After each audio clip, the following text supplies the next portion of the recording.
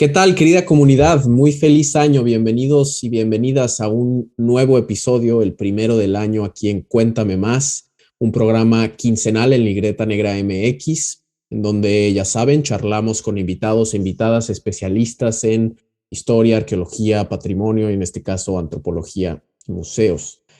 Les invitamos a que nos sigan en nuestras redes sociales. Estamos estrenando nuestro Instagram. Hace unos días abrimos nuestra cuenta de Instagram.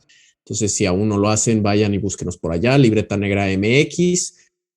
También estamos en Twitter, Facebook, etcétera. Y bueno, nos pueden apoyar también en Ko-fi y PayPal para que continuemos haciendo estos contenidos para ustedes. Mi nombre es Daniel Salinas Córdoba y el día de hoy tenemos un gran invitado. Tenemos con nosotros al doctor Diego Ballestero, un antropólogo argentino que desde 2017 es docente invitado del Departamento de Antropología de las Américas y miembro del grupo multidisciplinario de investigación Amazon Andes, ambos en la Universidad de Bonn, en Alemania. Y él nos va a estar contando sobre su trabajo en torno a la decolonialidad, los museos y la investigación de proveniencia. Bienvenido, Diego, un verdadero placer tenerte con nosotros. No, Daniel, primero un gran saludo y muchísimas gracias por la invitación. Un verdadero placer poder participar de este proyecto que ustedes tienen, el cual sigo y con mucho cariño y énfasis. Y feliz de poder compartir alguna de estas reflexiones con vos y el fiel público, gran público que lo sigue. No, pues sí, el gusto es nuestro también. Nuevamente, muchas gracias por acompañarnos. Vamos, bueno, a empezar por lo básico, ¿no? ¿Qué es la investigación de procedencia cuando hablamos de colecciones de museos, ¿no? Y también, ¿a qué nos referimos cuando hablamos de decolonialidad, ¿no? Estos son los temas de los que vamos a estar hablando. Entonces, si podemos un poco definirlos y también si nos puedes contar cómo es que tú te involucraste con estos temas, cuál ha sido el camino que has recorrido para estar Ujú. trabajando en torno a estos temas. Perfecto, voy a empezar desde atrás. Eh, bueno, como bien decía, yo hice mi licenciatura y mi doctorado en antropología en La Plata, en la Universidad Nacional de La Plata. Y ahí me interesé, cuando comencé mi doctorado, me interesé por la historia de la antropología, que era un campo que se empezaba a abrir en ese momento, pero no estaba muy estudiado. Y gracias a eso llegué, actualmente resido en Berlín, llego a Berlín y tanto en Argentina como en Berlín realicé investigaciones en distintos museos, archivos históricos y archivos institucionales. Y a lo largo de mi experiencia doctoral empiezo a tomar conciencia de que hay ciertos silencios, ciertos olvidos y ciertos márgenes oscuros en lo que la historia oficial de la antropología. Entonces mi objetivo fue tratar de entender por qué estos silencios, por qué estos olvidos. Y una de las opciones más interesantes que encontré para tratar de indagar, de ver estos elementos fue la opción de colonial. Y a partir de ahí lo conecté con las investigaciones de proveniencia. Y ahora vamos a lo de proveniencia. Las investigaciones de proveniencia es básicamente hacer historia. Yo lo había estado haciendo mucho tiempo, pero no le había puesto un nombre. Yo siempre decía que hacía historia de la antropología. Y, y al final hacer historia de la antropología es, a ver, no lo pondría como que es igual a hacer historia, es hacer investigaciones de proveniencia, pero está muy relacionado. Mm, Las investigaciones de proveniencia lo que tratan de averiguar es cómo se adquieren los objetos. claro. Durante mucho tiempo, especialmente en los países de habla alemana, se asoció con los objetos artísticos robados durante el nazismo, las investigaciones de proveniencia. Y hay mucha investigación al respecto. Y desde hace algunas décadas el término también se empezó a utilizar para denominar las investigaciones sobre la procedencia de las colecciones de objetos de la cultura material que hay en los museos. Porque lo que también desde hace un tiempo se ha visto, se ha por fin asumido, es que gran parte, si no, por dejar un margen a la incertidumbre, pero gran parte de los objetos que están presentes en los museos europeos proceden de contextos coloniales, es decir, de lugares donde estas potencias como Alemania, Francia, Inglaterra, Bélgica, donde tenían colonias. Lo interesante es que en Latinoamérica, si bien los museos que nosotros tenemos en Latinoamérica, no podemos decir que los objetos vienen de contextos coloniales per se, ¿no? En la definición de colonia. Claro.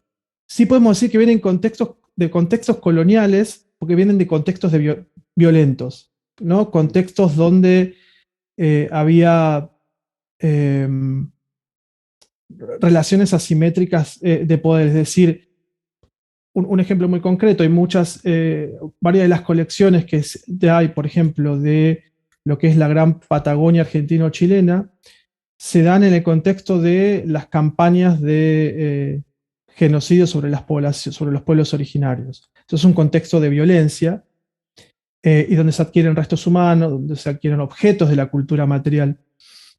Entonces lo que tratan de hacer estas investigaciones de proveniencia es esto, investigar de dónde vino el objeto, en qué contexto se obtiene el objeto, cómo se obtiene, quién lo obtiene, de qué manera, porque muchas veces o se compran o se roban, cómo llegan al museo esos objetos, quién los investiga y qué significados se les impone en el museo.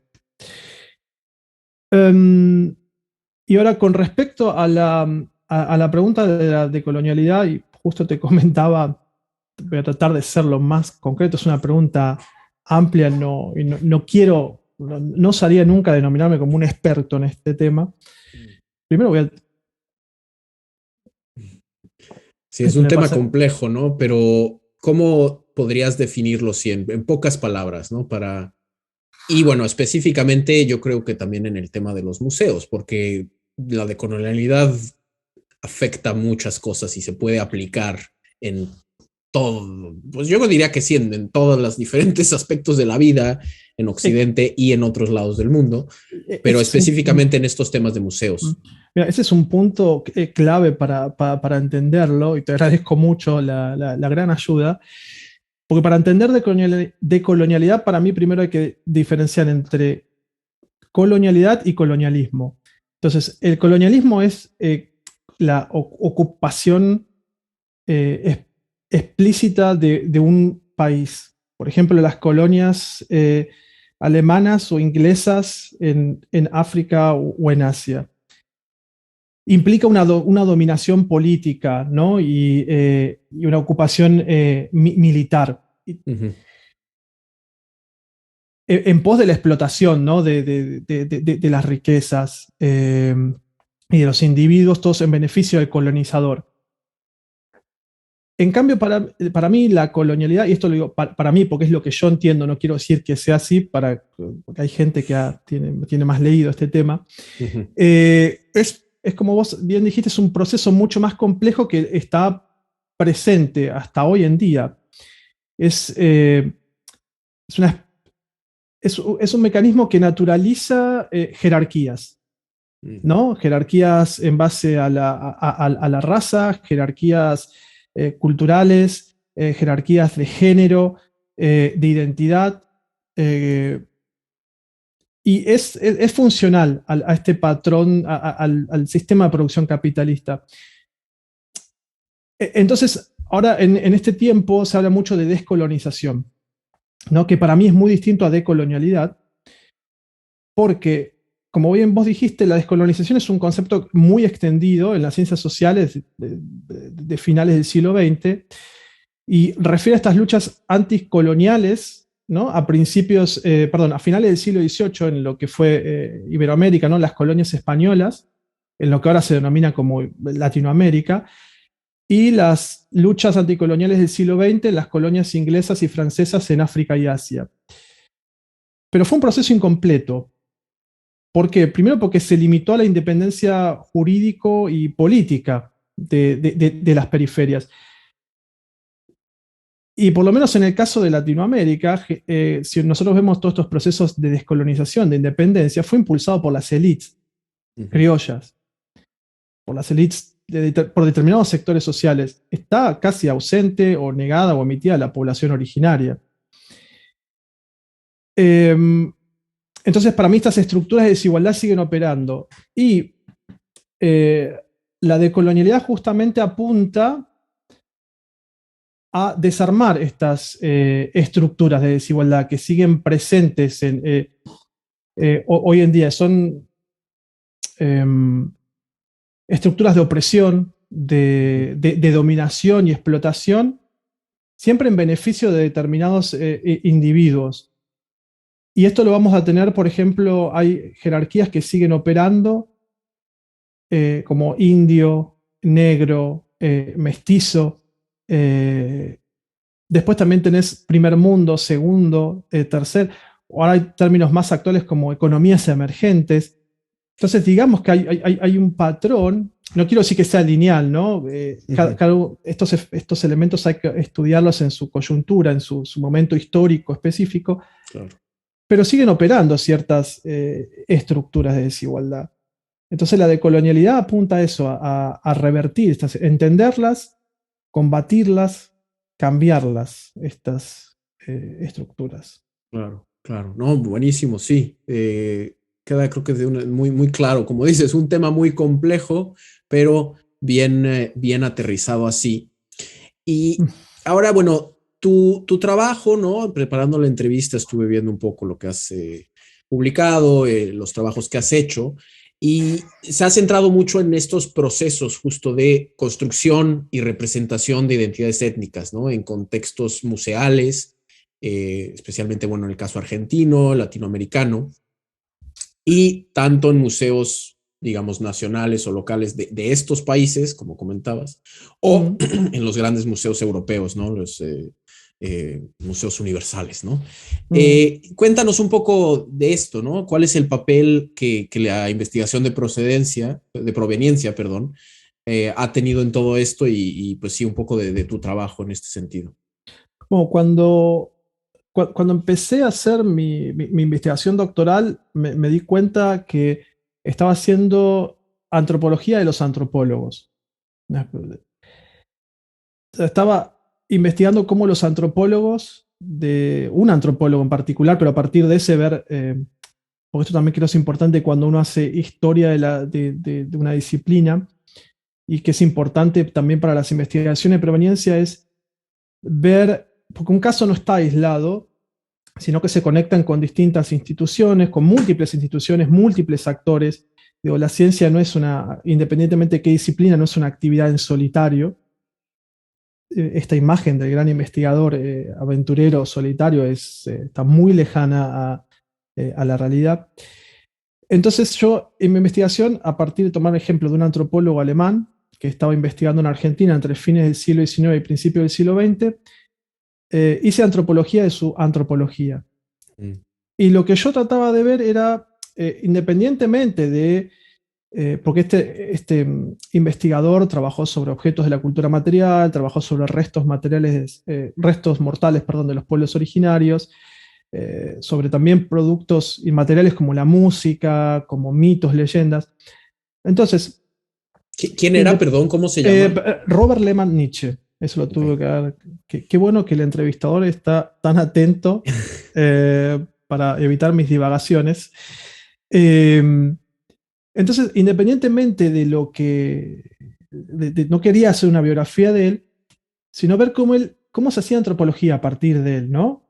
Entonces lo que me di cuenta, estaba viendo cómo porque al final hacer antropología es escribir como una ficción. Es escribir tu propio relato ficcional sobre algo, lo cual es muy interesante. Entonces yo me di cuenta, bueno, ¿cómo están escribiendo estas ficciones estos antropólogos, ¿no? Porque este antropólogo, Lehmann Nietzsche, estaba en contacto con otros. Pero estas ficciones, estos relatos que ellos construían, tenían aplicaciones y consecuencias políticas. Y entonces uno de los puntos donde más me interesó ver estas consecuencias es justamente en cómo construían y representaban las identidades étnicas, ¿no? Porque cuando está describiendo un objeto material y dice, bueno, pertenece a la cultura tal, y lo exhiben en un museo, están limitando una cultura a un objeto específico, se lo están mostrando al público y dicen, bueno, este objeto representa la cultura X, por ende, la cultura X así. Mm. Y para entender esto, si me dejas, quiero contar una pequeña historia que varios de los participantes de mis seminarios ya han escuchado. Claro, y claro, adelante. ¿Dónde empieza? Es difícil poner un comienzo, pero hay algún comienzo. Y mi pregunta fue, ¿dónde está o dónde comienza la construcción de la identidad de los pueblos originarios de Apia y Ala? Que una pequeña salvedad, elijo no decir Latinoamérica ni América Latina, que son justamente productos de la colonialidad. Nuestro continente tiene distintos nombres, o los pueblos originarios le han dado distintos nombres, el Tahuantinsuyo, por ejemplo, es uno de ellos. Me gusta Apia Yala, y eso lo podría haber dicho en la primera pregunta, por ejemplo. Este es un claro ejemplo de cómo sigue operando la colonialidad en nosotros. Nosotros somos individuos colonizados todavía. Entonces, ¿dónde empieza esta construcción? Entonces, vos sabés que Cristóbal, o sea, conocés la historia de Colón. Claro, sí. Bueno, Colón, cuando vuelve después de 7 meses de un periplo por el mar, y va y está entre los reyes católicos y le presenta una serie de regalos.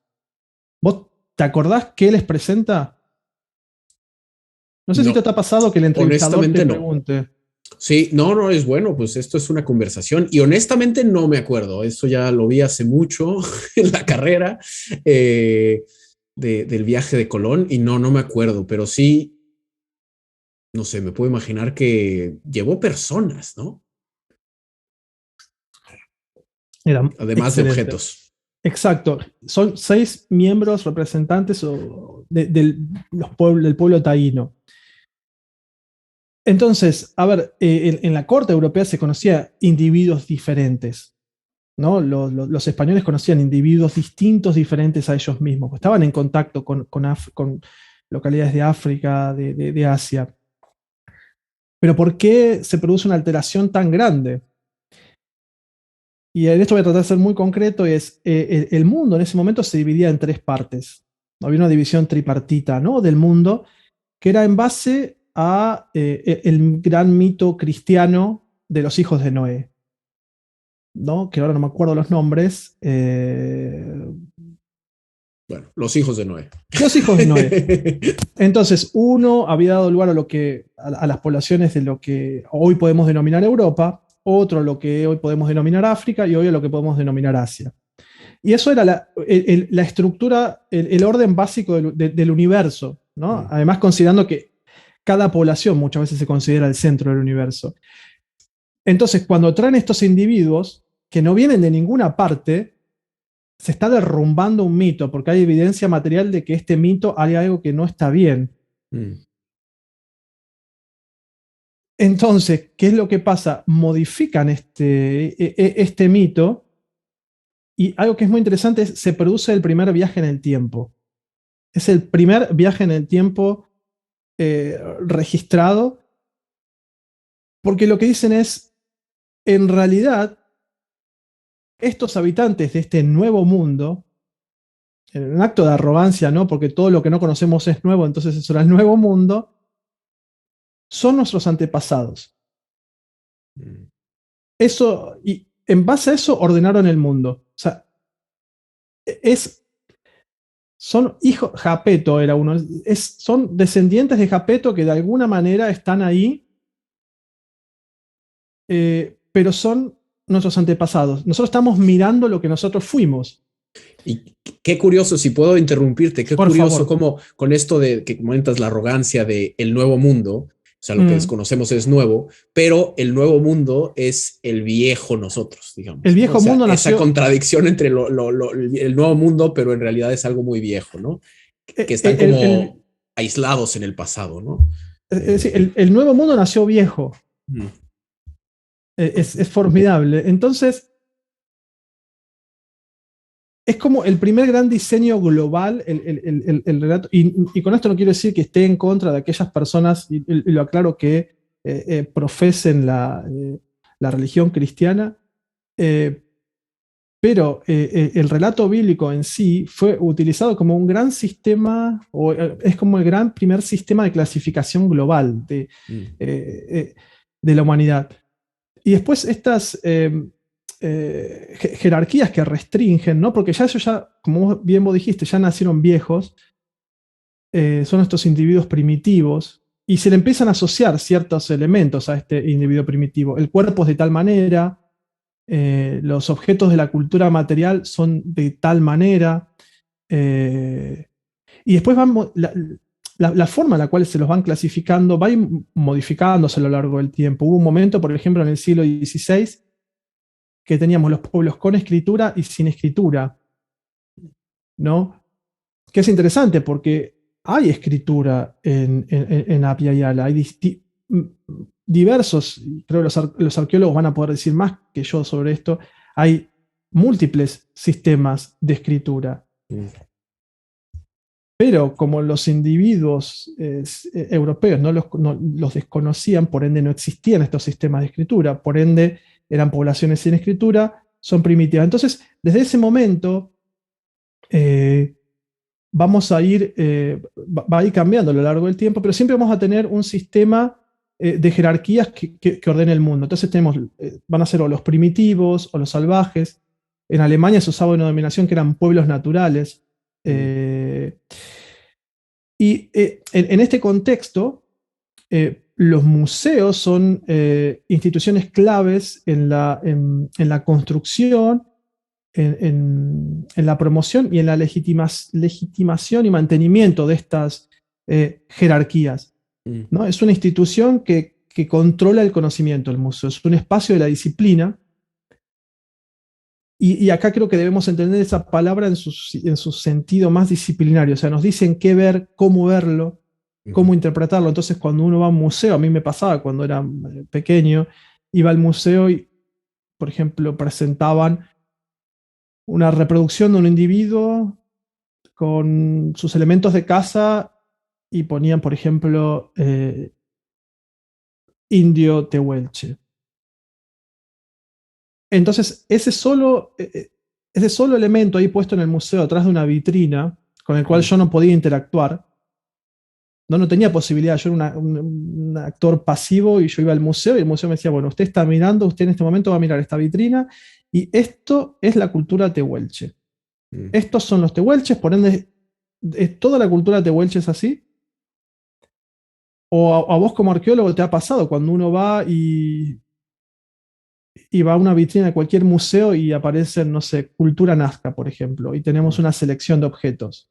Y uno dice, wow, esto es la cultura nazca, 15 objetos. Y creo que en este sentido, las investigaciones de proveniencia nos permiten ver que distintos actores a lo largo del tiempo estuvieron disciplinando la forma en la cual miramos e interpretamos el pasado. Y qué objetivos ideológicos y políticos hubo detrás.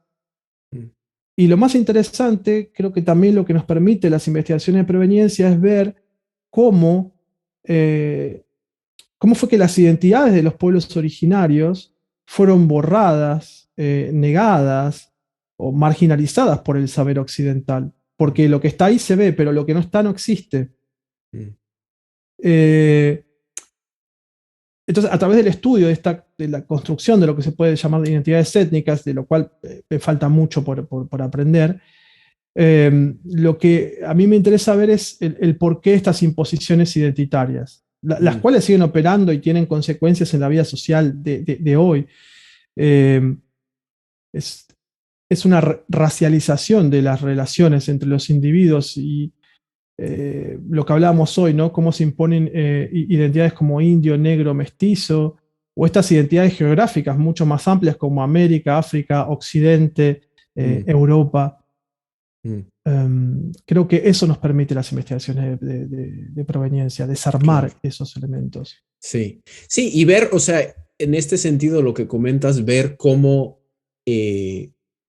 todo esto que dices de lo que hay en una vitrina y cómo se presentan las cosas y por lo tanto cómo se conciben realidades Mm, presentes o pasadas, ¿no?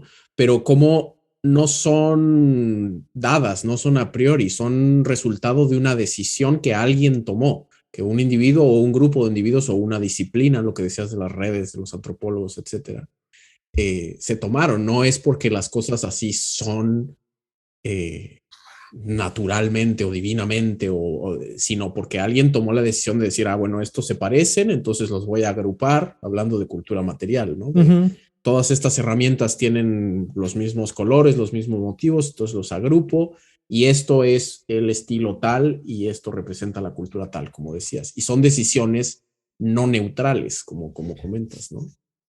Sí, y creo que por suerte desde hace ya varias décadas en varias instituciones y museos en Europa y en Latinoamérica, y yo creo que desde Latinoamérica o desde lo que se ha denominado como la periferia o las periferias, es desde donde más se ha dado impulso Mm, a indagar en esto, porque justamente como vos bien decís, hay un grupo de individuos que está decidiendo qué miramos, cómo lo interpretamos y cómo integramos y naturalizamos el pasado. Eh, pero eso implica silencios, eso implica olvidos que son sistemáticos, que son intencionales. Eh, y ahora, de un tiempo a esta parte, lo que. Pues yo hice historia, como te decía, hice historia de antropología, pero ahora lo que me interesa de un tiempo a esta parte es justamente meter la escritura en los márgenes y escribir desde esos márgenes, desde esos espacios relegados, olvidados, y, y no pecar de soberbio y decir, bueno, yo voy a hacer que el subalterno hable, o como este artículo es Spivak, o yo le voy a dar la voz al subalterno, sino justamente yo como dentro de esta, del ordenamiento desigual de la sociedad, que no es no equitativo, yo como hombre blanco, tengo acceso a ciertos espacios de poder, digamos. Um, entonces quiero llevar estos márgenes, quiero utilizar esos espacios para ir y ponerlos los márgenes ahí. No hablar por los márgenes ni decir no, porque los márgenes, sino decir, bueno, todo esto no estaba, mm, tómenlo, escúchenlo, ujú. intégrenlo.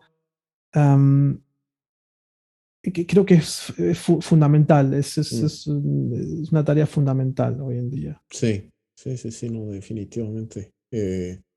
Y sí, muy, muy interesante y cierta esta visión. Se me hace muy, muy, muy buena para pues ver este tipo de cuestiones y también desde una posicionalidad propia, que siento que también afortunadamente cada vez se ha vuelto más, pues algo más común, ¿no? De ya no apelar nada más a esta, pues como ¿cuál es la palabra que estoy buscando? Imparcialidad, ¿no? De decirle, no, la ciencia es imparcial y todo es, sino, pues no, todos somos humanos y todos hacemos las cosas, ¿no? Y tenemos Uh, nuestro propio contexto y lo llevamos lo a cargamos lo con que nosotros. Creo que hacemos. uno puede ser objetivo, pero no puede ser imparcial. Mm, Eh, ven, sí, sí, sí. Buenísima forma de ponerlo. Sí, sí, sí, sí. Totalmente de eh, acuerdo. Eso lo tomé prestado de un programa de radio que escucho mucho y que la frase eh, se los recomiendo a muchos, la venganza será terrible. Estoy haciendo un pequeño chivo, como decimos en Argentina.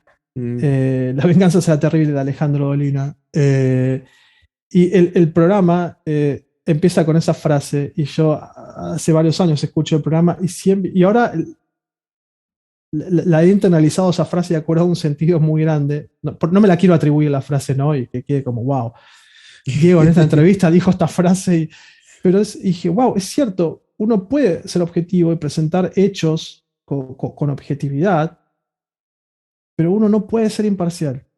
Mm, No, no es tiempo de imparcialidad.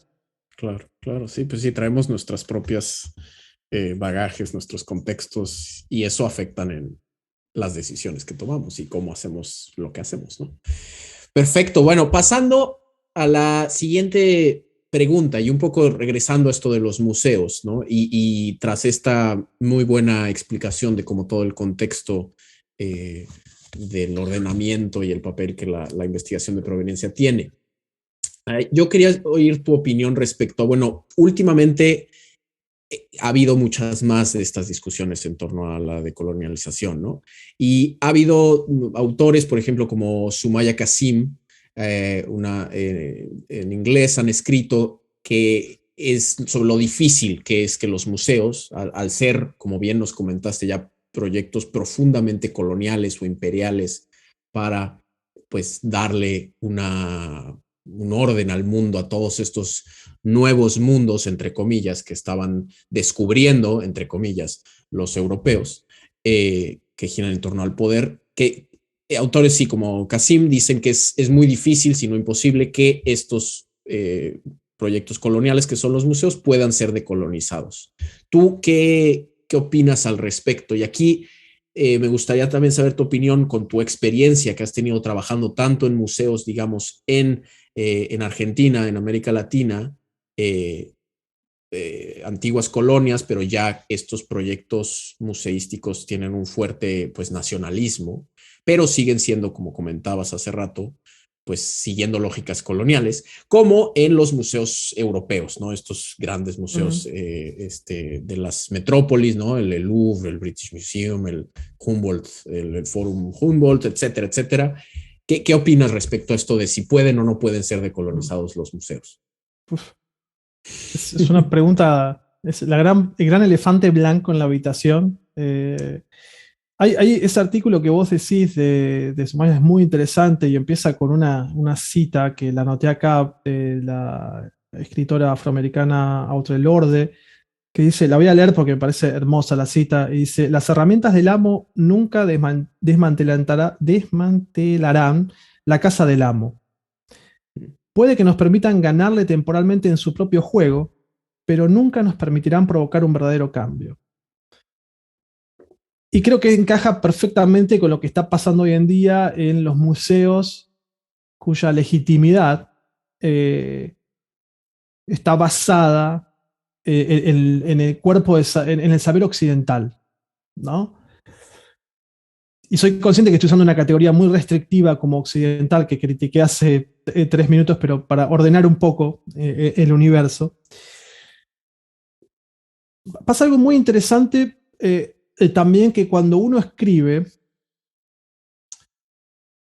y seguramente pase en México, pero en Argentina, es el Foucault argentino, o es el Latour mexicano, o es, sí, Foucault escribió cosas muy interesantes, pero Foucault escribió un ejemplo muy concreto para un público muy concreto. Foucault nunca, hasta donde yo no soy un gran, o sea, he leído Foucault, no soy un gran conocedor de su obra, pero pocas veces, si no ninguna, ojalá que me corrijan los fieles oyentes de este maravilloso proyecto y digan, no, te equivocaste, pero creo que pocas o casi ninguna, voy a dejar un margen a la incertidumbre, ha nombrado ejemplos de América o de África o de Asia, estos grandes espacios, porque no le interesaba y está bien, ¿no? Entonces, lo que me pasa es cuando yo veo que yo también he utilizado Foucault u otros autores europeos, Europa es muy amplio, autores o alemanes o franceses, ingleses, norteamericanos, porque han escrito cosas muy interesantes. Um, y, pero pocas veces ellos usan autores del sur global. Y entonces digo, en los últimos años estaba viendo, y ahora que nombrás esto del Humboldt Forum, que tratan de hacer un esfuerzo por descolonizar. Hace poco yo estuve. Han hecho un gran esfuerzo para ser algo distinto. Tengo mis críticas. Pero, y parece que este núcleo, ¿no?, de saber, donde el museo basa su legitimidad, se está resquebrajando, ¿no? Y hay grandes avances, ¿no? Hay discusiones sobre la restitución de objetos de la cultura material, sobre repatriación de los restos mortales, sobre el rol de los museos, sobre la función de los museos en la sociedad. El Humboldt Forum, por ejemplo, hace una crítica sobre el pasado colonial de Alemania, sobre el pasado colonial de los museos. Llamativamente, el Humboldt Forum está en la reproducción arquitectónica de un castillo imperial, y hay una cúpula dorada donde hay una cruz gigante dorada. Entonces digo, el discurso de la diversidad me parece, es algo que no encaja, por lo menos para mí. Pero hay como un boom, ¿no? Hace poco, vos seguramente lo habrás, es un término que para vos es conocido, en la década de los 90 la nueva museología, ¿no? Y cómo desde estos espacios, grandes espacios como Europa, denominemos, ¿no?, para simplificar, y Estados Unidos, se empezó a criticar la forma en la cual los museos presentaban sus colecciones, las formas en las cuales se hacía antropología, la forma en las cuales se hacía museología. Y llamativamente, desde la década del 70, por lo menos, en Latinoamérica, en la parte sur de Apiayala, ahora hay ejemplos en África, no recuerdo ahora, pero ya se estaba discutiendo esto, ya se estaba. Pero recién cuando en los 90 se empieza a publicar todo esto en estos espacios, es como, y si hagamos una nueva museología. Y en inglés, ¿no? En inglés. Y después es interesante porque en Latinoamérica se toma esto, digo que son trabajos interesantes, ¿no? Pero como que no hay mucha referencia, bueno, pero en los 70 pasó esto en tal país, de las periferias.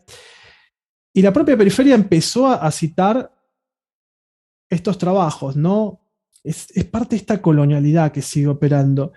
Entonces, ahora vemos todo Hace un tiempo Macron, el presidente de Francia, salió a decir: devolvamos todo lo que hay en los museos, porque hay que hacer investigaciones de proveniencia, porque cuando uno está devolviendo no sabes qué conflictos vas a causar al interior de las poblaciones, de los pueblos originarios. Cuando vos repatriás o restituís algo, vos no sabés qué conflictos podés generar. Hay seminarios, yo he dado seminarios sobre esto, hay conferencias, hay llamados a la poscolonialidad.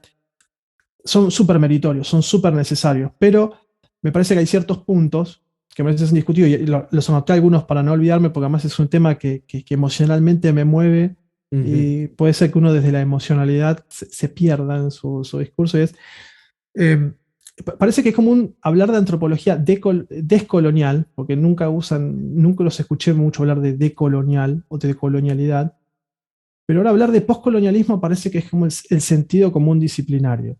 No digo que esté mal, pero es como que todo es poscolonial. Y ahora está bien. Desde hace décadas, por lo menos desde la década del 50, 60, los pueblos originarios vienen reclamando por estos cambios. Pero ahora que determinadas instituciones, determinados individuos hablan, ahora está bien, pareciera que está bien. Y para mí parte de este sentido común corre el riesgo de terminar siendo una continuidad de esta herencia colonial. Hay como ciertos sectores de lo que podemos denominar como el establishment académico, que están como hegemonizando, controlando, ¿no? Acaparando políticas editoriales, como vos decías, la predominancia de ciertas lenguas en las publicaciones, ¿no? Porque hay mucho en inglés, hay cosas interesantes en alemán también, pero en español parece que publicar está limitado a cierto sector. Estos sectores que podemos denominar del norte global citan muy escasamente porque hay excepciones, ¿no? Pero citan escasamente voces del sur global, le dan muy poca cabida. Los formatos de argumento, o sea, la forma en la que se argumenta, ¿no? Porque se citan entre ellos, y propios autores del sur global están citando autores del norte global, que no me parece que esté mal, yo cito porque hay trabajos, ya digo, hay trabajos interesantes, pero por ejemplo, un tiempo a esta parte, yo algo que me propuse como meta es tratar de leer más qué está pasando en el sur global, ¿no? Hay trabajos muy interesantes y creo que hay que darles mucha cabida y prestarle mucha atención. Y después, pareciera que hay como un sector específico de la academia que pueda hablar de descolonización. Después yo me pregunto, ¿por qué ahora? ¿Por qué ahora se está hablando de estos temas? ¿Quiénes son los que están hablando? ¿Por qué se están hablando? ¿Cómo se está hablando de esta poscolonialidad?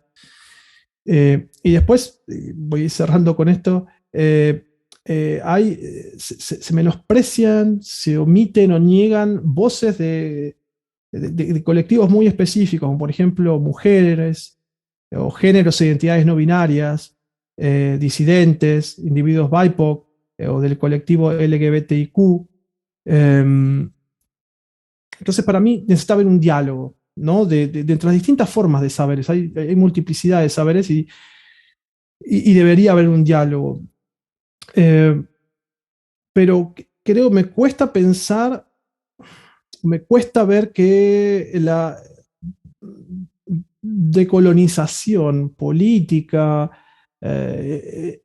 epistemológica, referido no epistemológico, lo que refiere el cuerpo a los saberes, y cultural de las prácticas antropológicas y de las prácticas museológicas, vengan desde los mismos sectores que históricamente dominaron estas prácticas y capitalizaron ciertos discursos. Creo que hay un momento de prestar atención a ciertas necesidades, sensibilidades locales, y creo que tal vez sería el momento de plantear la desoccidentalización de las prácticas museológicas.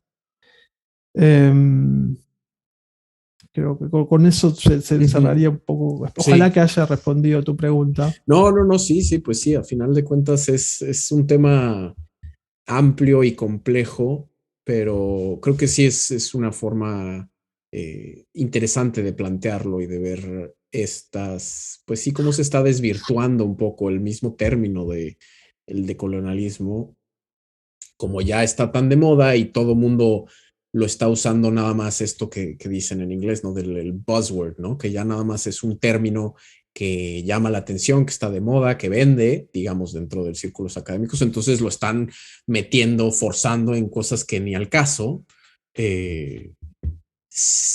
sin realmente cambiar pues todas estas estructuras que nos has venido hablando, ¿no? Y estas formas de operar.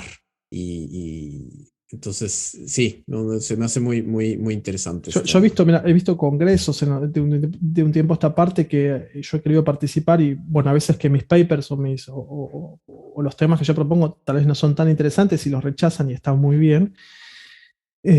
Pero hay algunos congresos, conferencias que me llaman la atención cuando justamente se promocionan como postcolonialidad o algo, bla, bla, plus, como vos decís, un password postcolonial o descolonial.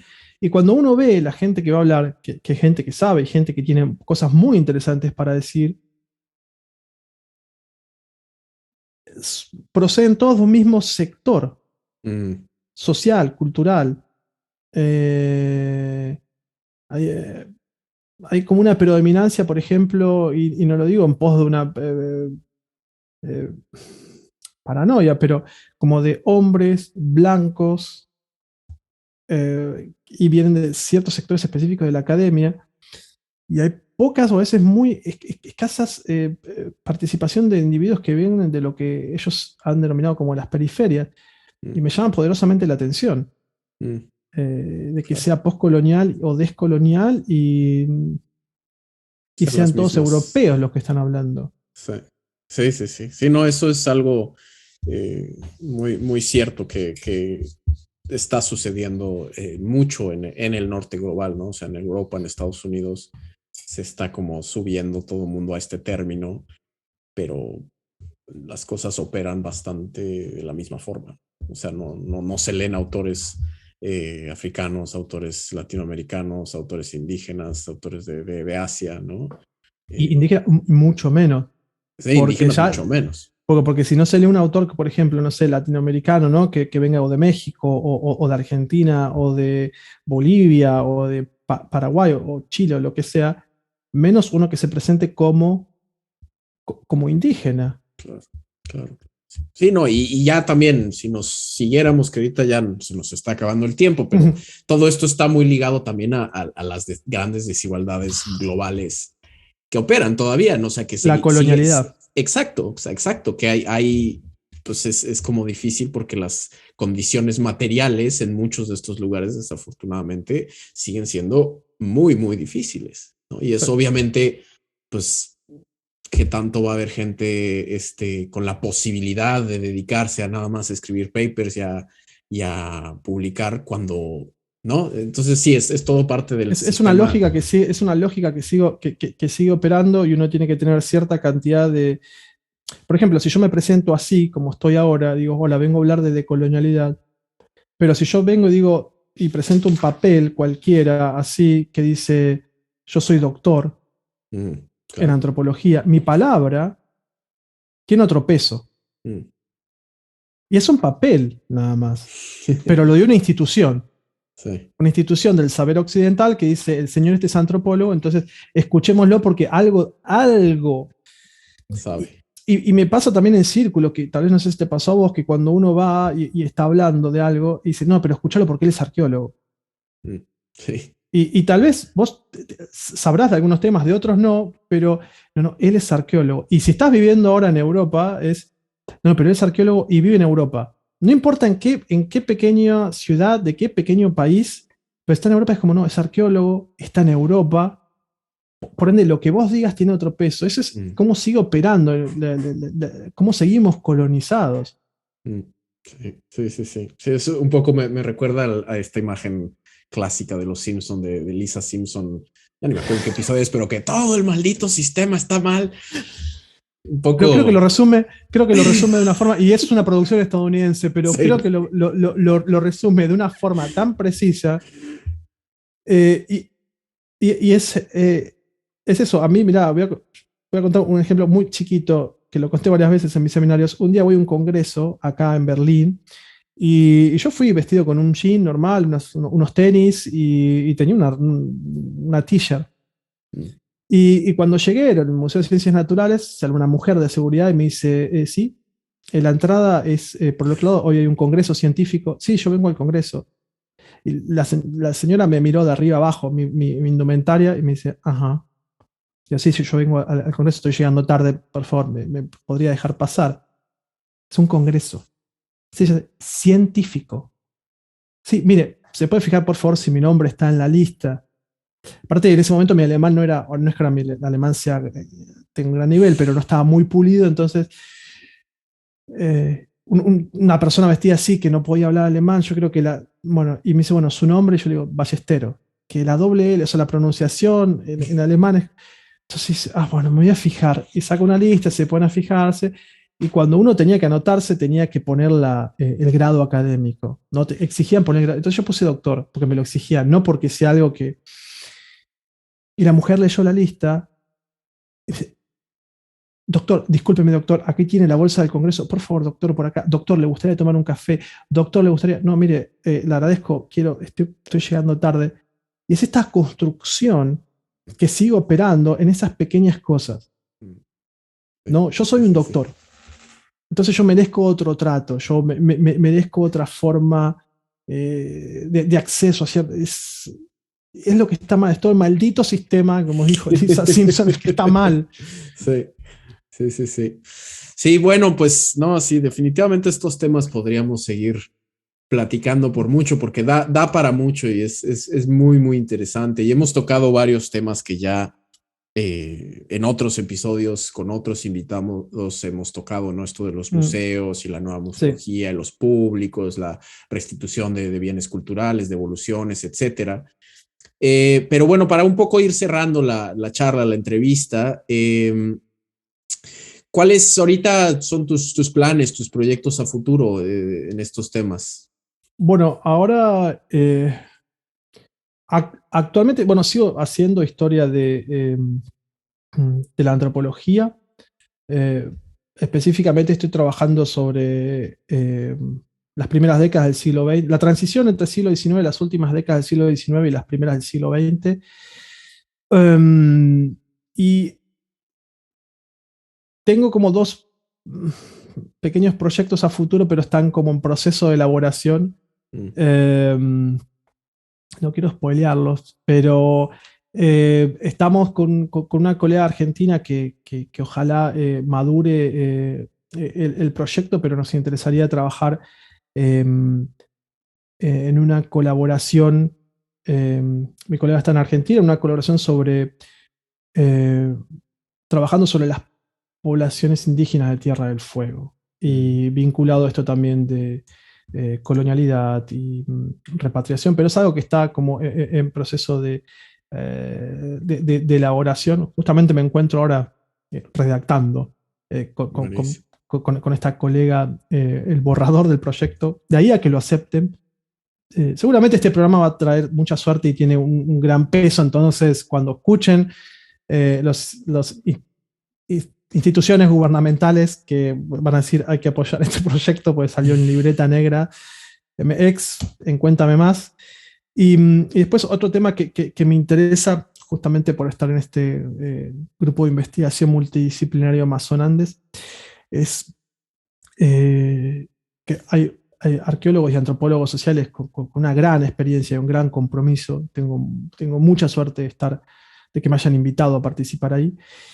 Y algo que me hizo ruido durante mi tesis y que quedó como una nota de a pie de página y que la rescaté, eh, fue trabajar sobre este espacio geográfico que se llama como el Gran Chaco, eh, que está entre parte de Argentina, Brasil, Bolivia, y ver cómo se fue construyendo esa región como un objeto de estudio. Mm, Es algo muy clásico no sé si nominarlo clásico, pero sería algo muy eh, eh, más clásico en la historia de la antropología, pero, pero bueno, ahora con dos niñas que alegran mi vida diariamente y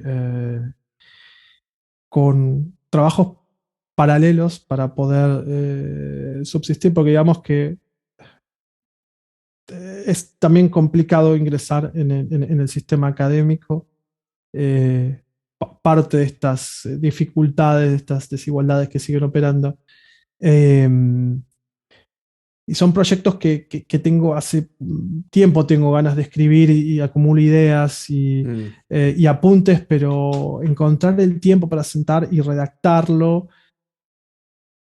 me lleva tiempo encontrar ese tiempo, digamos, claro, pero claro, sí, sí, sí. son las dos cosas que a futuro me gustaría trabajar. Y es a Buenísimo. lo que estoy apuntando este año, por lo menos a lo que le voy a poner la energía este año. Buenísimo, ¿no? Pues la mejor de las suertes con esos dos proyectos y ya en un futuro estaría buenísimo tenerte de vuelta para que nos cuentes sobre esas investigaciones. Y bueno, pues no sé, algo más que creas que no hayamos tocado, creas absolutamente necesario sobre estos temas de investigación de proveniencia, de colonialidad, museos. em, No, primero, agradecerte nuevamente por la invitación. Como te decía, en off, sigo el podcast, sigo las entrevistas también em, y que me hayas invitado fue una gran alegría. Cuando vi tu mensaje en Twitter, dije, wow, este programa que yo veo, esto que yo escucho, ahora me están invitando y a que hable, que diga algo. Digo, wow, qué honor y qué interesante que crean que yo puedo decir algo.